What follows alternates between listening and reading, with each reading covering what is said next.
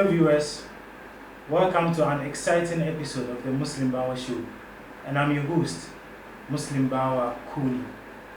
This show is trying to inspire, motivate and encourage our brothers and sisters out there with the help of other brothers and sisters we have within our midst who are trying their best to make this world a safer place to be through education, entertainment, whatsoever. Today on our show, we have one of our sisters who have been into this kind of movement, trying their best to make this world a safer place to be. She is from one of our institutions by name Sisters Hangout, and she is part of the organizing or the governing body of that institution. She is in the name of Aisha Abdallah, popularly known as Aisha Freedom. But I will leave everything to her so that she give us more insight on the reason behind her name, Aisha Freedom. So, thank you very much. Alhamdulillah Rabbil Alameen wa salatu wa salam ala Rasulullah sallallahu alayhi wa alihi wa sallam ajma'in. So my name is Aisha Abdallah, popularly known as Aisha Freedom, and the freedom is just basic, you know, due to the nature of our job, like the humanitarian services. I feel anybody who needs your help is in a cage, and the moment you offer it, you have unlocked the person from that cage. So basically, Aisha Freedom, Aisha the helper. okay. Quote and unquote. Okay, I can see that. Yeah. So let's use that and then continue with you telling us more about you and then how you got involved into this humanitarian service. So once again, I'm Aisha Abdallah, a university graduate from the University of Development Studies. I studied accounting and currently working with the Ghana Revenue Authority. And then with this NGOs trying to help humanity. Yeah. So my producer told me you are from Sisters Hangout. Yeah. You see, with this kind of name, it means it involves a lot of ladies. Yes. Who are trying their best to. So do you mind telling us more about this Sisters Hangout before we dip more into it? Okay. So basically, it was an initiative formed by a sister who is Rukaya Muhammad with Angelica, okay? And they sat down to brainstorm what can they do for the Muslim Ummah. After the busy schedule, how can we come together as sisters to discuss us? Yeah. So they decided to make it a Saturday, every last Saturday of the month. We meet together, we bring something along to share with a sister and then have our own discussion, the women affair. So we started in 2016 and I joined them the first day we started. Then along the line, I became a co-founder. And currently some of them have left us because of their busy schedule. And Alhamdulillah, I'm currently one of the board members of Sisters Hangout because we've gotten a new executive, yeah. And basically, we've moved on, so we have made a lot of changes. Initially, it was only sitting, but now we've added workshops. We do go to global summits. We do attend conferences. We do humanitarian services, 2 humanitarian services in a year. That is the Ramadan project and then helping the hospital or the disabled. Either of the 2, we have to choose one for the year. Now, and then we continue with our workshop quarterly. Good.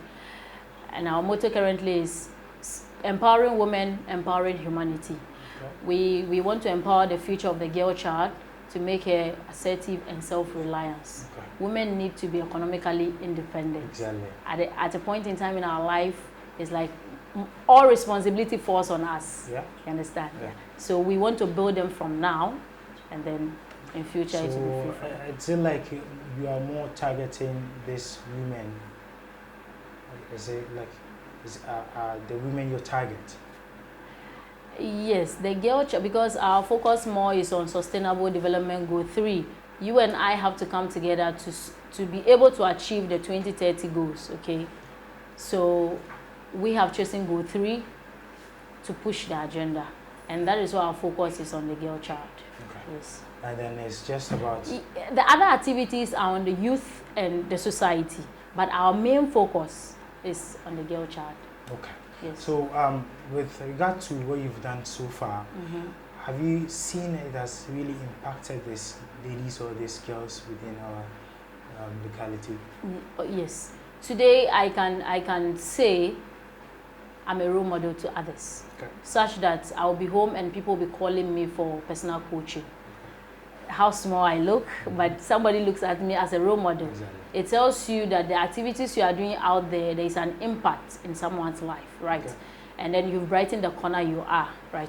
So we've over the years, we had over 100 sisters. Okay. And you know, as busy, they get busy and then they begin to drop. Yeah. So those who are currently with us are 44. Currently with us are 44. Yes, and then we do personal coaching as well. Our programs we do, like I said, the seating. Others have their personal issues such that when we bring a topic and then they come and share with us, by the time the person leaves, we feel the person is being fulfilled or taking over a depression period. Okay. So definitely there's an impact and a life changing. Yeah. And then with the issue of the donation as well, we've put a smile on somebody's face. That is another impact there. And then we do an outdoor program like we did last year. Last 2 years we did an interfaith dialogue nationwide. But the focus was in Accra, yeah. And then we did a domestic violence in Nima. We hosted it on the street.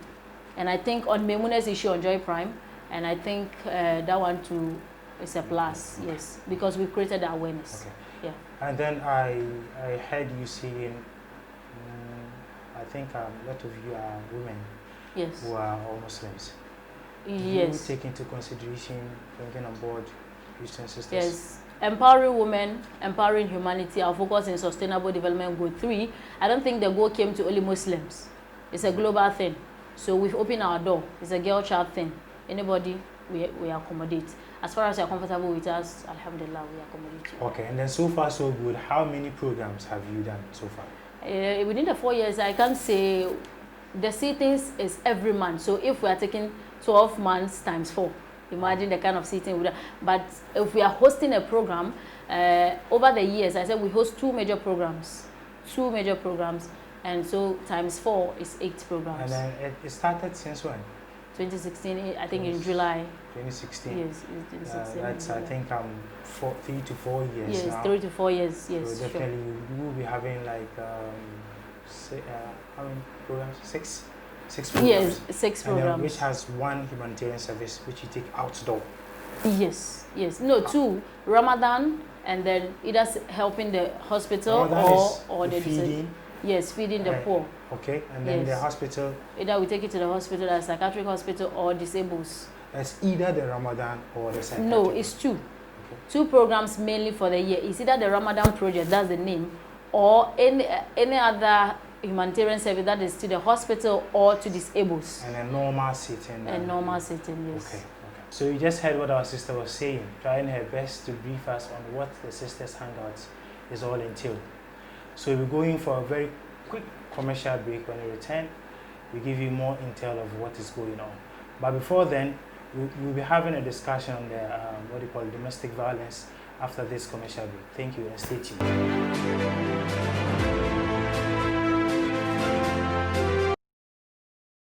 When you feel all alone in this world and there's nobody to count your tears, just remember no matter where you are, Allah knows. Allah knows.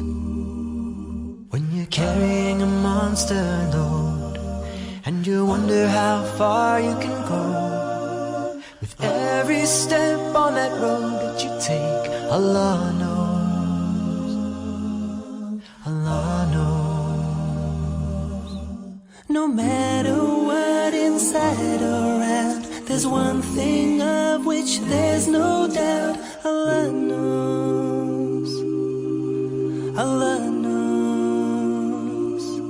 And whatever lies in the heavens and the earth, every star in this whole universe, Allah knows. Allah knows. Shakir, Naz, Baka, and Bashir Ad. Keep watching the Muslim Bawa Show on KR Live Media. Sunana Hajj Bawakoli, founder and KR Foundation. Zan kira 'yan wayena ku dinga duban show Muslim Bawa akan KR Live Media kowane Asabar 8 o'clock p.m. Thank you. Hello, welcome back from the commercial break. As we told you earlier on, we'll be discussing more of domestic violence. But before then, we want to ask you, sister, we forgot to ask you earlier on with regard to the funding. How do you fund your institution organization?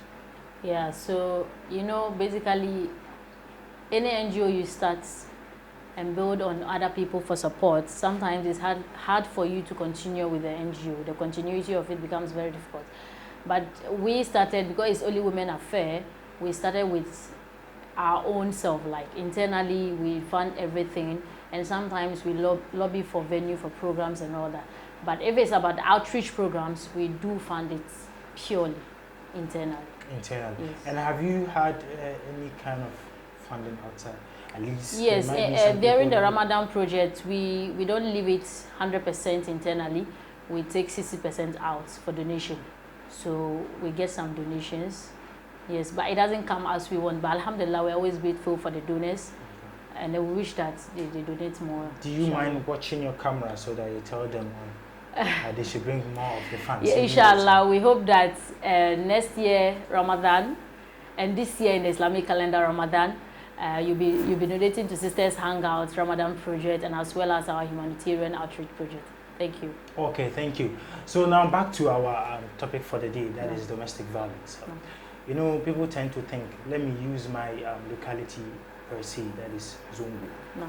Yeah, people tend to see we are people of violence. So do you mind telling what sparks this domestic violence?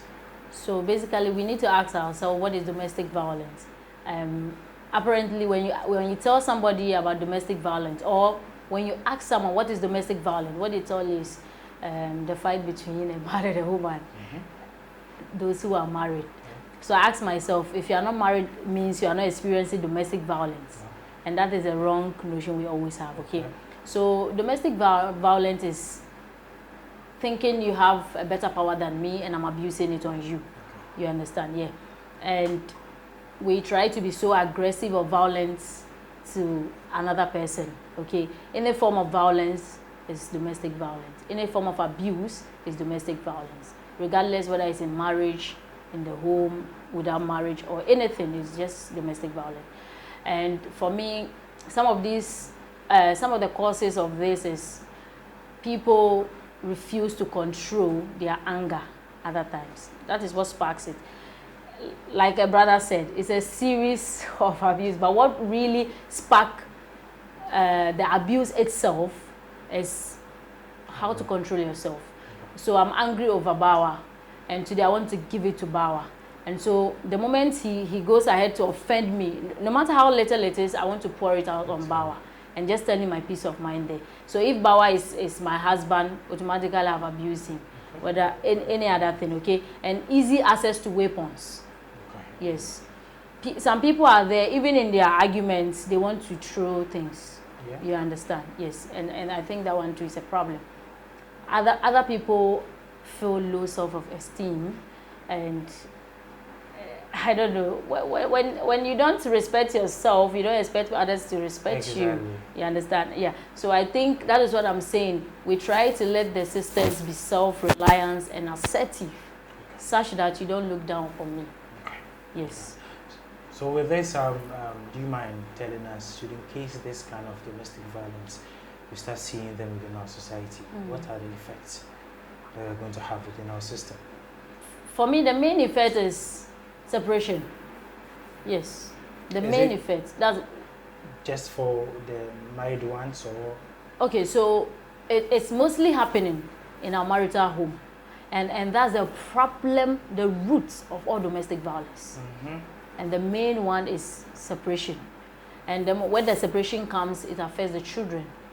Those who are the children, you know, children are supposed to be a beneficiary of marriage. Exactly. But these days, they are the burden of every marriage. Yeah. Yes, such that when there is a domestic violence, it falls on them. And mind you, it's a global research. They said that every child that has experienced domestic violence, by seeing his parents going through this, automatically the child comes out with such behavior and feels that, okay, so we can only solve problems through violence.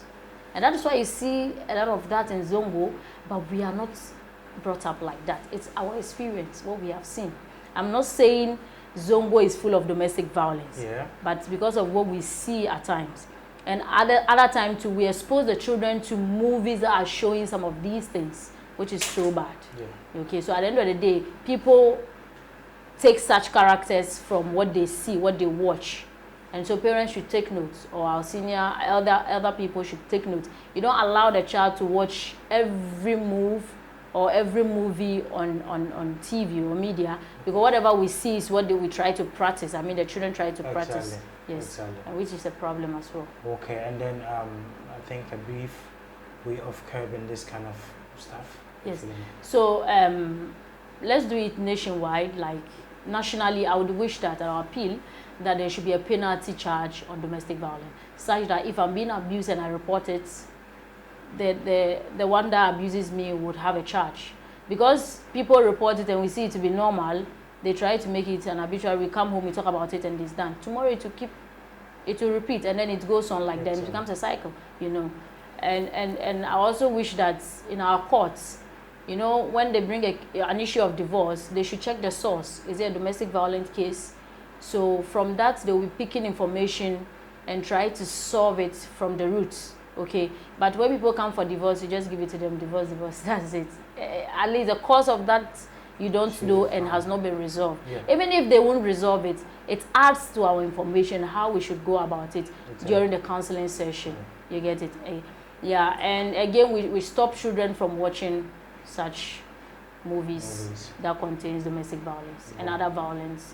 And then when you notice your child is exhibiting such, you stop the child from that or cancel the child on that. No problem. You stop your kids from watching domestic violence movies. It's a warning, and it's the very best way to stop this kind of domestic violence within our society. So we end here with the second part of our interview. When we return, is the fun time. Stay tuned and don't turn it off.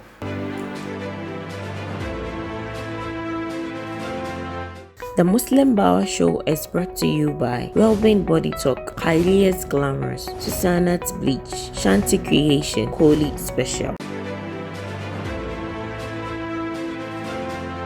Welcome to the final segment of today's show. As we told you earlier on, is full of fun, full of games. But this game is intellectual game. So let's continue. If you are so ready, I think let's just click it on. Are you ready? It's an intellectual game. Oh no, something Ghanaian kind of way. Okay, so I will definitely have to answer them, right? Oh, yes, at least say something. Yes, so no is also an answer. It shouldn't be a no. No is also an answer. It shouldn't be a no. And I think I'm going to give you a no throughout. It shouldn't be a no. Okay, then let's start with the question. First question is so simple. When did Ghana become independent? Oh, is it 1957? I think the date is not full. Is it March 1957, right? Yes, I think you have it right. And then second question is, which country is the east of Ghana? Country is the east of Ghana. East See of that Ghana map? Which country is the east of it?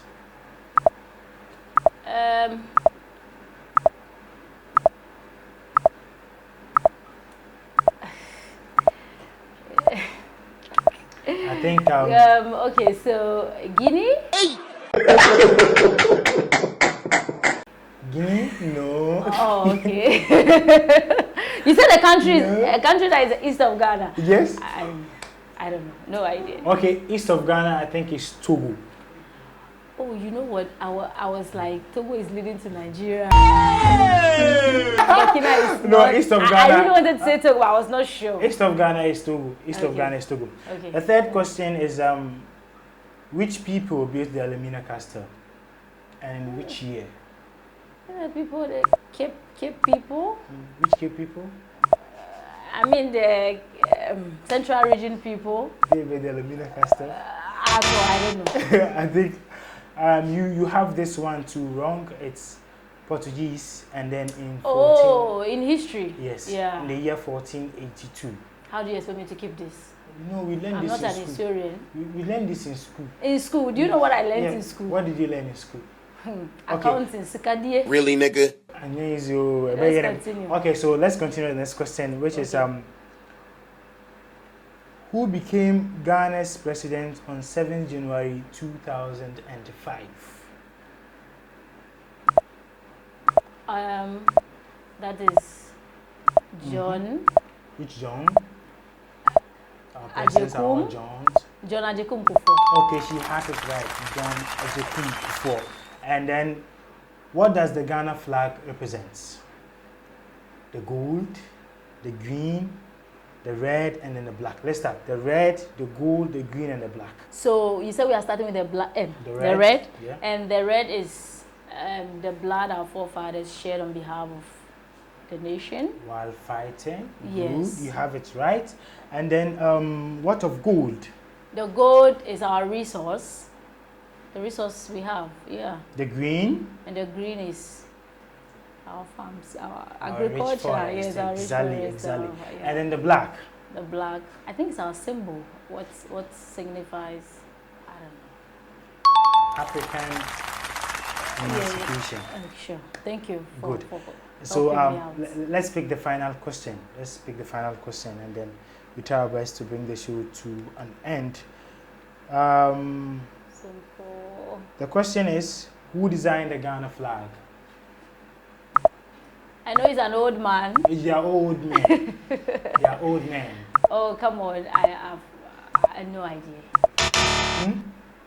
You have no idea? Yes. I think I'll leave this one as a homework to those watching. So if you find the answer, make sure you send it to our website for clarification. I think there will be some awards for those who are going to do this. Yeah. So without wasting much time, we'd love you to give us a final word to those out there, especially the ladies you are trying your best to empower. Okay.